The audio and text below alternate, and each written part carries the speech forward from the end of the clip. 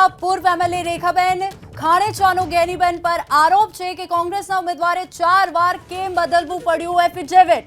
રેખાબેન ખાણેચાએ આ મુદ્દે જ આરોપ લગાવ્યો છે અને પલટવાર કર્યો છે કે એફિડેવિટમાં અલગ અલગ 40 વીઘા જમીન બતાવાઈ છે। ગેનીબેન ઠાકોરે દારૂના ધંધામાંથી હફતા લઈ સંપત્તિ વસાવી છે। રેખાબેન ખાણેચાએ આ આરોપ લગાવ્યો છે પ્રજાને ગુમરાહ કરવા ગેનીબેન છુપાવી રહ્યા છે સંપત્તિ।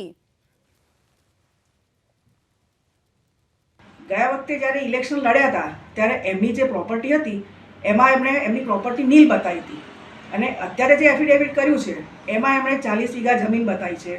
એ પ્રચાર કરે છે ને ત્યારે એમ બોલે છે કે મારી પાસે 3 વીઘા જમીન છે, તો 40 વીઘા જમીન એમની પાસે ક્યાંથી આવી? એ એફિડેવિટ બોલે છે, અમે લોકો નથી બોલતા।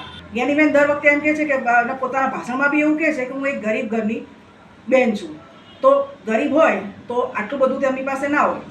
એવું કહે છે કે હું એક ઝૂંપડામાં રહેતી હતી પહેલાં, તો અત્યારે એમની પાસે 3 બંગલા છે, સોના ચાંદી, આ બધું એમની પાસે ક્યાંથી આવું?